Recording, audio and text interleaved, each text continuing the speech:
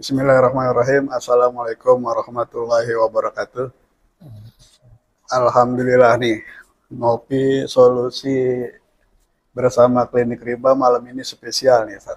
Membahas masalah rumah tangga.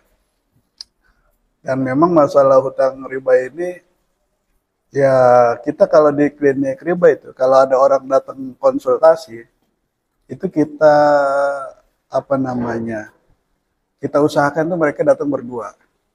Kalau ada istri dia harus sama suaminya, suami sama istrinya. Kalau nggak berdua itu kadang main salah-salahan. Oh ini gara-gara suami saya, gara-gara istri saya. Nah, kalau yang datangnya satu itu nggak akan kelar-kelar gitu. Makanya harus datang berdua. Nah, dalam persoalan masalah hutang riba, kadang ada suami yang malah lebih takut sama istrinya daripada sama debt collector. Jadi dia dikejar-kejar debt collector itu dia nyantai, tidak tidak masalah, dia bisa menghadapi. Tapi begitu dia pulang ke rumah, ditagih sama istrinya, ini utang gimana? Dia stres. Jadi ketakutannya itu lebih dalam gitu. Nah, ini kita bicara masalah eh, mempertahankan, menjaga durasi pernikahan ini di tengah badai hutang riba. Kan setiap sesuatu itu ada durasinya ya. Setiap pemberian itu kan punya durasi, kayak Ustadz Teguh malam ini ngasih saya waktu kan pasti ada durasinya, nggak bisa sepanjang malam. Berapa lama durasinya? 1 jam, 1,5 jam kan? Terus kita diberi malam juga pasti ada durasinya, mau sabar nggak sabar pasti durasinya akan habis. Nah seperti pernikahan juga itu kan pasti ada durasinya. Dan langsung nih Sat, apa sih yang menyebabkan durasi rumah tangga itu berbeda-beda gitu? Ada yang langgeng, ada yang begitu kena masalah bubar. Kalau soal hutang, itu banyak juga tuh yang keluarga artis, kan secara ekonomi dia mapan. Tapi durasinya juga nggak bertahan lama juga, bubar juga. Terus ada keluarga yang sederhana, banting tulang apa, secara ekonomi susah, dia bisa bertahan. Nah, kira-kira Ustadz sambil memperkenalkan diri nih, apa sih yang membedakan nih? Atau ada rahasia apa gitu dalam durasi pernikahan ini, Ustadz? Baik, bismillahirrahmanirrahim. Alhamdulillahirrahmanirrahim. Wassalatu wassalamu ala asyrafil anbiya'i wal mursalin sayyidina Muhammadin wa ala alihi wa sahbihi ajmain. Sebelumnya jazakallahu khair Ustaz Trisno Nur Humaidi yang telah memberikan waktu. Alhamdulillah. Kalau saya memperkenalkan diri, saya Teguh Santoso, trainer dari terapi kejantanan muslim Family Strong. Terapi kejantanan muslim, Family Family Strong Strong. ya. Jadi terapi ini sudah berjalan sekitar 6 menuju 7 tahun, yaitu mulai 2017 bulan April kita launching, dan tentunya ada berbagai macam Pengalaman ya. klien-klien kami yang dihadapi. Memang benar, satunya adalah tentang terkait dengan perkara-perkara yang Ustadz sebutkan di awal ya. Nah, Kalau saya izin lebih banyak bercerita tentang pengalaman aja gitu. iya betul. Ini udah 7 Pengalaman. tahun kan biasanya kalau bisnis 5 tahun ya itu mantap gitu. Nah, ini udah lewat 5 tahun nih, pasti banyak pengalamannya kan. Ya, jadi memang kan sebagaimana kita pahami jima dalam Islam itu kan tidak hanya perkara fisik yang terkait dengan fisik saja, Iya, tapi juga mental. pengaruh dari psikis. Oh, mental ya. Ya, makanya ketika orang bermasalah di psikis, maka otomatis tadi kualitas jima dia juga akan menurun. Jadi ciut gitu. Nah, permasalahannya adalah salah satunya di antara yang mengganggu psikis adalah perkara hutang. Hmm. Apalagi kalau hutang itu hutang terkait dengan lembaga, Iya, iya. yang mana nanti ada pihak-pihak yang nagih, DC atau semacamnya, yang neror ya kan, baik melalui telepon, datang segala macam, sehingga orang itu psikisnya terganggu. Nah, kalau udah terganggu ini biasanya nanti bermasalah di bab jimaknya. Dan permasalahan riba ini kan memang nyata di masyarakat kita gitu. Iya, Memang iya. tidak dipungkiri dari mulai kredit panci, Apa aja ya? TV, Hmm. motor sampai yang besar-besar, properti, rumah, Mm-mm. Sampai apartemen semuanya kan kita sampai ini kan umroh memang utang ya, ya sampai umroh ada utang. memang banyak yang masuk ke dalam riba. Hmm. Sedangkan sebagaimana kita ketahui bahwasannya ketika sebuah hukum, kan riba ini kita sepakat bahwasannya riba ini memang Haram ya. haram. Nah, dosa besar. Mayoritas jumhur ulama mengatakan Iya. haram. Ketika suatu yang haram ini kita kerjakan, salah satu yang ditarik adalah, yang diangkat oleh Allah adalah perkara barokah. Mm-mm. Sehingga tadi, kenapa usia pernikahan ada yang sebentar, ada yang Mm-mm. panjang gitu. Bahkan ada yang cuma hitungan jam setelah akad nikah, ternyata bercerai. Itu karena salah satunya adalah diangkatnya Keberkahan ya. Karena diantaranya keberkahan tadi, berani melanggar apa yang Allah larang. Nah, permasalahannya adalah ketika orang itu datang kepada kami, tentunya kan sebagaimana kami ini seorang konsultan di awalnya, kita ingin eksplor dulu Apa sih masalahnya itu apa. masalahnya? Dan memang Vanilla Strong ini dia lebih fokus kepada sisi suami. Jarang kita itu ketika konsultasi ada pihak istri gitu. Jadi yang lebih bermasalah suami itu. Iya, jadi pemahaman kami, suami ini adalah posisinya sebagai qawam. Qawam ya. Leadernya adalah suami. Adapun istri itu hanya sebagai pendamping bagaimana suaminya. Nah, menegakkan keqawaman ini sekarang ini kan memang tadi seperti disebutkan di awal, ada seorang suami kok takut banget sama istrinya, lebih takut kepada istrinya daripada ke debt collector. Padahal yang punya hutang kan dia gitu. Ya. Nah, itu permasalahannya kan seperti itu. Karena keqawamannya atau keleadershipannya itu memang nggak ada, hilang. Diruntuhkan oleh banyak hal gitu. Salah satunya adalah perkara memenuhi kewajiban dalam bab jima. Nah, ini bab jima ini ternyata sangat erat kaitannya dengan permasalahan rumah tangga. Betapa banyak permasalahan rumah tangga itu ternyata ketika kita gali berdasarkan yang datang kepada kita, klien-klien kita, itu memang awalnya adalah ketidakharmonisan di dalam urusan kamar. Ya kan? Hanya satu pihak yang merasakan kebahagiaan, sedangkan satu pihak lagi tidak mendapatkan kepuasan. Maka ketika itu terjadi, kan di situ namanya adanya kezaliman, tidak adil gitu kan. Harusnya ketika sesuatu itu adil, ketika kita sebagai seorang suami itu merasa puas, merasa bahagia, istri pun sama. Harusnya seorang istri itu mendapatkan kebahagiaan sebagaimana suaminya itu mendapatkan kebahagiaan. Syukur-syukur malah kita bisa lebih.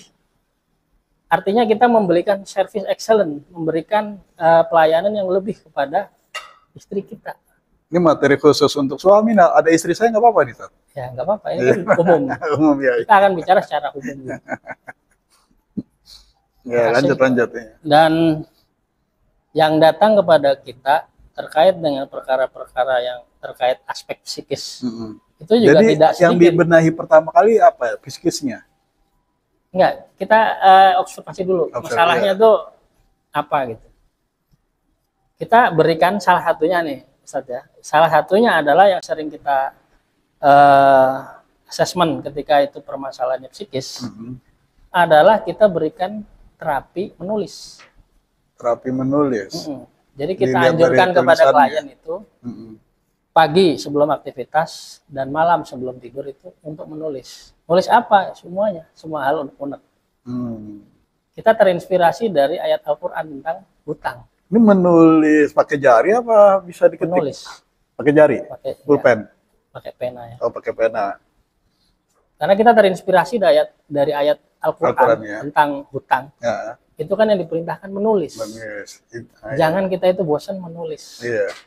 Karena hutang itu kan sebenarnya tidak hubungannya apa nih dengan menulis tadi, terapi menulis nih? Iya, hutang itu kan sebenarnya nggak perlu dipikirkan. Nggak perlu, yang penting ya, udah ada catatannya. Kan? Iya kan? Karena udah ada catatannya, bisa dipikirin ya. Iya, nanti kalau ada catatannya, jikalau si ahli hutang ini tiba-tiba Allah wafatkan, kan tinggal ahli warisnya itu menyelesaikan dengan Iya, tulisan ini. susah Makanya catatan. keluarga-keluarga yang high class itu rata-rata mereka punya notaris pribadi. Iya, betul-betul. Permasalahan baik itu utang, piutang, atau investasi segala macam itu dituliskan kepada notaris. Sehingga nanti kalau memang wafat secara tiba-tiba, nah itu nanti keluarga tinggal menghubungi notaris yang tersebut. Lalu hubungannya apa? Ternyata ketika kita berikan terapi menulis ini, itu setidaknya lebih dari 60% beban di pikirannya itu Itu dituangkan ke meluapkan. dalam tulisan. Jadi mau kayak menguras sampah gitu ya, Iya. sampah pikiran ya. Bahkan yang terjadi adalah ketika orang semakin banyak menulis, terutama pagi hari itu kan, to-do list, apa yang harus dikerjakan hari ini, seakan-akan dia itu memetakan dengan tanpa sadar gitu. Oh, ternyata saya masalahnya tuh ini. Oh, coba saya gunakan cara A, cara B, atau planning A, planning B, atau ketemu fulan, atau ketemu fulan, kan gitu. Nah, ternyata dengan seperti itu menulis itu lebih jadi teratur. Sedangkan masalah psikis ini kalau nggak dituangkan ke dalam bentuknya tulisan itu akan mengganggu pikiran. Nah, di mana kaitannya dengan bab jima ini? Seorang laki-laki itu akan berkualitas ereksinya kalau dia itu fokus kepada apa yang ada di hadapannya, istrinya. Jadi pikirannya nggak pecah gitu. Ya, sebagaimana dulu kalau kita pengantin baru, kita kan nggak ada pikiran. Iya. Pokoknya fokusnya kepada istri. Goal, tujuan ya. Itu Ya, ya. makanya sehari bisa 3 kali, bahkan lebih. Seperti itu. Nah, Belum sekarang ketika sudah banyak pikiran, sedangkan kita ini kan makhluk laki-laki ini memang dari mulanya dari pandangan syahwat itu kan. Akhirnya ketika dari pandangannya ada, tapi pikirannya ini ke yang lain, akhirnya itu ereksinya tidak terpengaruh sempurna. itu. Nah, yang jadi masalah banyak klien dengan faktor psikis ini adalah layu sebelum berkembang atau layu di tengah jalan. Tengah perjalanan layu, atau bahkan sebelum memulai pun sudah layu, jadi nggak bisa masuk sama sekali gitu. Ternyata masalahnya dari psikis, saking beratnya beban pikiran itu sampai menyita semua fokusnya. Dia tidak bisa lagi tuh memfokuskan apa yang ada di depannya, padahal di depannya adalah istrinya. Tapi dia tuh tidak bisa memfokuskan kepada istrinya, sehingga akhirnya tidak bisa melaksanakan kewajibannya sebagai seorang suami. Itu kira-kira Ustaz. Jadi punya hutang kepada istri jadinya tuh ya. Hutang debt collector nggak kebayar, pusing. Terus juga istri juga nggak tuntas. Kezoliman menimbulkan kezoliman nih. Jadi memang inti dari penyelesaian hutang riba itu pertama dimulai dari tobat, kemudian tenang. Nah, dari setelah tenang ini dia bisa menyiapkan persiapan negosiasi tuh. Pada saat tenang ini dia bisa menata rumah tangganya, menata ekonominya itu ya. Kayaknya benang merahnya nyambung nih. Dan apa namanya? Dari segi kepuasan, nah ini kan berkaitan suami istri ya. Apa namanya? Saya ingin mengatakan gini. Benar nggak sih kalau istri itu masalah materi itu sebenarnya dia bisa menanggung perihnya beban materi. Tapi kalau soal perasaan itu dia nggak bisa. Gitu. Jadi kalaupun badai hutang riba ini terus merajalela, tapi kalau perasaannya tetap terjaga, tetap dia ada ketenangan, itu tidak masalah sebenarnya dia punya hutang. Benar nggak begitu? Baik, kalau menurut saya, berdasarkan dari pengalaman mendampingi klien ini, setidaknya ada 3 hal yang harus dilakukan kalau ingin membahagiakan seorang istri. Nah, ini. Yang pertama itu adalah memenuhi hati istri itu dengan perkara-perkara agama. Kalau kita lebih spesifiknya lagi tuh materi tauhid, mengenalkan Allah, mengenalkan Rasulullah, dan mengenalkan agama ini kepada istri. Padahal sesuatu yang menjadi kewajiban seorang suami adalah menyampaikan, mendakwahkan.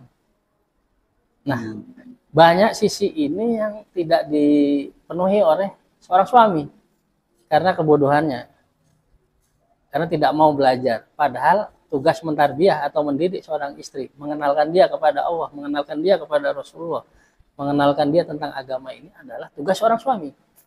Karena apa? Ketika terjadi ijab kabul, maka kewajiban untuk mentarbiyah seorang wanita itu kan dilimpahkan kepada suaminya. Dari orang tua ke suami. Iya. Makanya seorang istri itu kan dia dihisab, akan tetapi yang lebih dahulu ditanya hisabnya dari seorang istri adalah suaminya dulu. Sudah belum dia mendidik, sudah belum dia mengingatkan, sudah belum dia menyampaikan gitu kan. Nah, itulah pertama perkara tentang agama. Yang kedua, seorang istri itu akan bahagia kalau tadi perkara lahiriahnya itu cukup. Standar kita itu sebenarnya sederhana. Sandang, pangan, papan, tidak perlu mewah, sebenarnya cukup. Bahkan ada klien itu makan sehari 2 kali udah cukup. Saya tanya bagaimana dengan anak istri? Ya mereka ikut juga, sehari ya 2 kali. Setelah maghrib itu kita nggak ada makan. Dan itu hidupnya ya cukup aja, bahagia-bahagia aja. Itu kalau standar tentang lahiriah. Bahkan lebih spesifik lagi, ternyata menurut penelitian banyak suami di Indonesia ini itu kepekaannya hanya sekitar 25%. Peka terhadap istri. Contoh, banyak suami itu tidak tahu apa itu kesukaan istrinya. Apa yang dibenci istrinya. Makanya ada kasus kan banyak seorang suami selesai dari mandi dia meletakkan handuk di kasur. Padahal istri itu kan nggak suka itu. Itu kan artinya namanya dia tidak paham istrinya itu apa yang tidak disukainya, apa yang disukainya gitu. Nah, seperti itulah yang terjadi di klien-klien. Kepekaannya kemana itu sisanya? 75%-nya apa terlalu banyak pikiran tadi itu? Karena bisa jadi itu juga, bisa jadi memang pola asuh dari kecilnya demikian. Anak laki tidak dididik untuk disiplin meletakkan barang-barang itu pada tempatnya ketika kecil. Maka ketika dewasa pun sama. Dia akan berat untuk meletakkan anduk itu di jemuran, itu sangat berat. Kebiasaan yang terjadi gitu. Makanya di antara klien-klien kita itu, kenapa tadi balik lagi ke terapi menulis, itu salah satu yang kita buatkan dalam program-program adalah bagaimana mensinkronkan antara suami istri itu di bidang tadi. Apa yang dia suka, apa yang dia nggak suka, apa yang istri suka, apa yang istri nggak suka. Itu sampai dibikin uraiannya gitu. Kan kelemahan laki-laki ini kan menghafal. Tapi kalau dia punya catatannya, dia kan tinggal melihat. Contoh nih, tanggal lahir istri. Ini banyak yang punya masalah juga. Zaman sekarang kan dengan fenomena feminisme seakan-akan menghafal tanggal lahir seorang istri itu kewajiban. Jadi masalah. Padahal penyelesaian masalahnya gampang. Tinggal dicatat aja di buku dia atau di notes-nya dia tanggal segini. Sehingga suatu hari dia akan melihat dan akan hafal tanggal lahir anaknya, ya kan? Adik perkara kesukaan. Bahkan ada rumah tangga yang bertahun-tahun, tapi ketika ditanya, Pak, istri antum itu sukanya warna apa? Dia nggak tahu. Dia hanya tahu makanan, nah, karena sering makan bareng atau minta dibelikan. Tapi kalau warna, jarang yang sangat ada itu hafal itu. Hal-hal receh seperti itu bagi perempuan ternyata itu sesuatu yang penting. Karena apa? Love language atau bahasa kasih sayang itu salah satunya adalah perhatian terhadap hal seperti itu. Perhatian terhadap apa yang sebenarnya disukai oleh wanita itu. Makanya Nabi kita Shallallahu Alaihi Wasallam itu kan orang yang sangat detail, orang yang sangat perhatian kepada istrinya. Dia tahu secara psikologis kalau istrinya ini marah, caranya bagaimana menghadapinya. Kalau istri yang ini merajuk, bagaimana cara menghadapinya, kan berbeda. Dalam Sirah Nabawiyah bisa kita lihat. Bahkan Nabi kita perkara nama pun, Nabi kita itu tidak memanggil nama istri itu dengan namanya. Memanggil dengan nama yang disukai istrinya. Seperti itu. Betapa Nabi kita itu sangat detail dan peka. Mau menjaga perasaan. Iya. Nabi kita pun mencontohkan, salah satunya adalah beliau itu walaupun seorang pemimpin negara dan pemimpin agama, kalau pulang ke rumah itu tidak sungkan untuk tidur di pangkuan istrinya. Yang waktu itu mungkin sesuatu yang tidak dilakukan oleh raja-raja dan kaisar-kaisar pada saat itu. Yang mereka menjaga maskulinitasnya. Dan perempuan memang pada saat itu adalah strata di bawah gitu. Islam hadir di Jazirah Arab pada waktu itu kan dalam keadaan perempuan itu memang tidak dihargai. Bahkan yang kita ramaikan di Indonesia tentang poligami, itu kan pada saat jahiliyah datangnya Islam itu membatasi.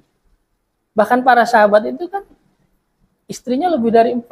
Ketika surat An-Nisa itu turun tentang poligami, itu diperintahkan untuk melepas dan disisakan hanya 4 Jadi saja. bukan menambah ya, tapi membatasi ya konsepnya ya. Makanya bahasa di Qurannya itu ta'adud.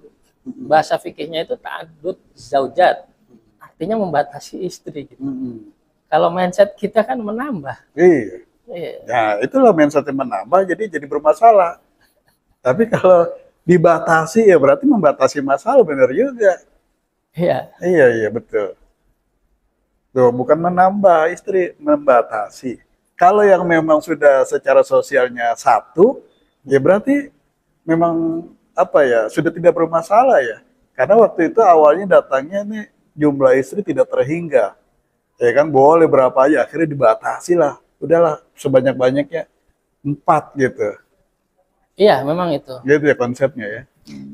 Dan saya sambung tadi Ustadz tentang istri yang bahagia itu, yang pertama perkara tentang memenuhi hati istri dengan dinul Islam, perkara agama. Yang kedua tadi perkara lahiriah. Ya. Nah, yang ketiga ini puaskan dalam urusan ranjang. Nah, ini penting karena apa? Banyak kejadian dalam rumah tangga itu mualanya memang dari ketidakharmonisan di dalam kamar. Kalau hutang hanya pelampiasan aja ya.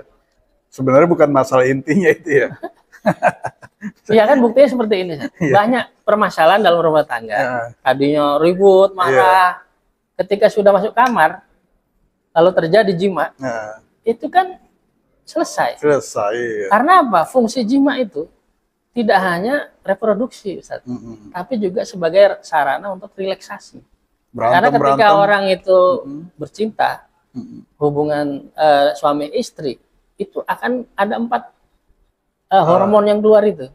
Di antaranya adalah dopamin dan endorfin yang membuat orang tuh merasa lebih rileks, nyaman, tidur pun lebih lelap. Seperti itu. Makanya tidak heran, bahkan perceraian pun sudah terjadi cerai. Ya kan? Lalu kan banyak kita dengar kisah kan, baik di lingkungan maupun di keluarga kita, sudah cerai, lalu suaminya ini datang, terjadi hubungan badan, terjadi jima, lalu jadi rukun lagi. Ya kan? Seperti itu. Itulah betapa pentingnya urusan jima ini. Nah, permasalahannya di pola asuh kita sedari kecil ini, tabu membicarakan bab jima ini. Bahkan dianggap suatu yang apa ya, nggak penting, dan itu kalau dibicarakan itu terlarang. Padahal ini penting. Ya kan? Kalaulah memang jima ini tidak penting, ini tidak akan menjadi salah satu syarat orang itu menikah.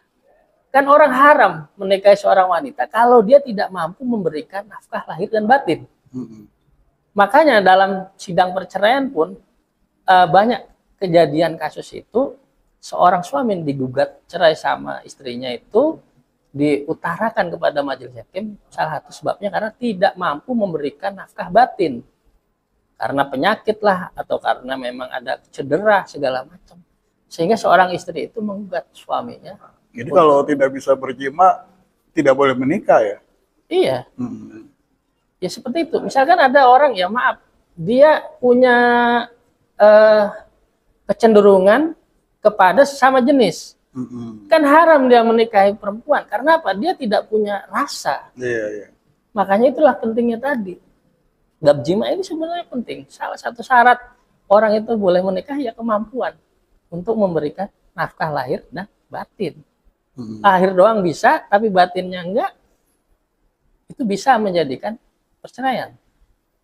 Nah, terkaitnya dengan tadi 3 hal tadi yang harus dilakukan seorang suami itu setelah dia itu memenuhi hati istrinya dengan perkara agama, lahiriahnya sudah cukup, dan perkara memuaskan istrinya di dalam urusan ranjang ini, maka tadi akan terciptalah sebuah rumah tangga yang ideal atau yang kita kenal dengan sakinah mawaddah warahmah.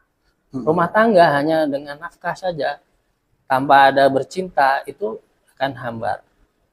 Itu tadi kenapa kok ada artis sudah kaya raya tapi ya, ekonominya mapan. Iya kan, tapi kok bercerai? Salah satu disebabnya kan kemudian hari kita tahu bahwasannya si fulan ini tanda kecenderungannya kepada sesama jenis. Perempuan mana yang mau seperti itu kan? Urusan gitu. Ranjangnya bermasalah. Iya, ya.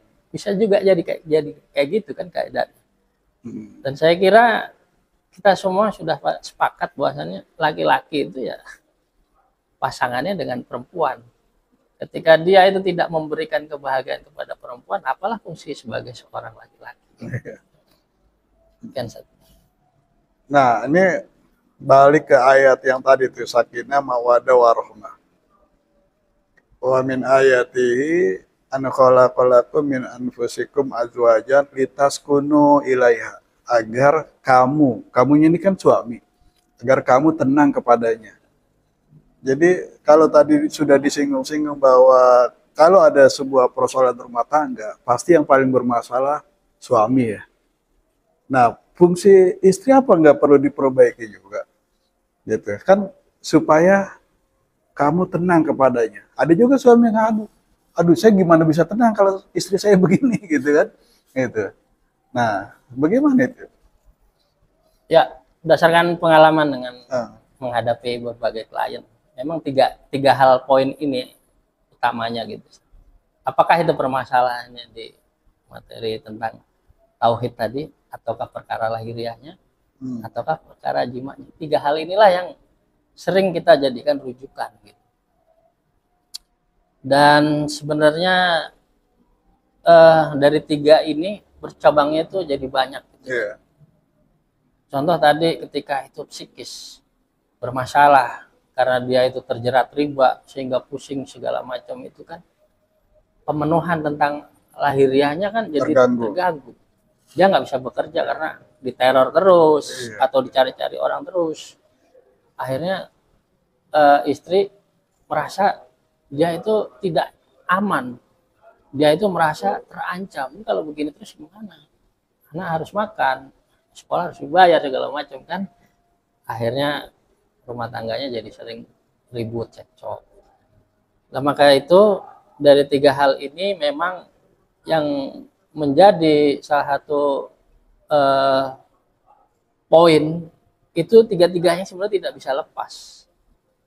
Contoh ketika seorang suami dia rajin kerja, terus kualitas jimaknya itu bagus, tapi dia itu lupa untuk mentarbiyah istrinya, mendidik istrinya, mengenalkan Allah, mengenalkan Rasulullah.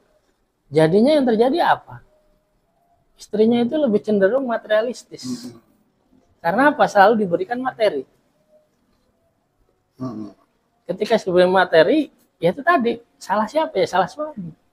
Lupa dia untuk tiga tugas tadi. Hanya untuk perkara lahiriah aja. Lupa dia untuk memberikan makanan ruhnya dia gitu. Sedangkan perempuan itu memang makhluk yang diciptakan setengah akal, terbuat dari tulang rusuk yang bengkok. Dia itu mudah labil. Hari ini bilang A, besok bisa bilang B. Makanya tugas seorang suami itu tadi, dia sebagai diutus menjadi seorang pemimpin, qawwam. Salahnya siapa? Ya kalau kita bilang tetap dominan salahnya suami. Kalau perempuannya ini bermasalah, kenapa dipilih ketika dia mau menikah dulu? Apakah tidak dilihat? Makanya dalam Islam kan ada ta'aruf. Dia bisa tidak hanya melihat, nador itu tidak hanya melihat fisik, tapi juga dia harus observasi dari pihak ketiga, si fulanah ini tabiatnya seperti apa, akhlaknya seperti apa, dan dia dari keturunan siapa, itu kan nanti kan pengaruh. Tetap salahnya adalah laki-laki gitu. Salah memilih, salah mendidik Iya. selanjutnya gitu ya. Iya kan? Kalau Iya. seorang motivator mengatakan kan gagal merencanakan sama dengan merencanakan gagal. Iya, iya. Gagal mencari istri yang solihah sama aja merencanakan tidak punya istri yang solihah kan gitu. Mm-mm. Makanya jangan salahkan perempuan juga, salahkan itu laki-laki.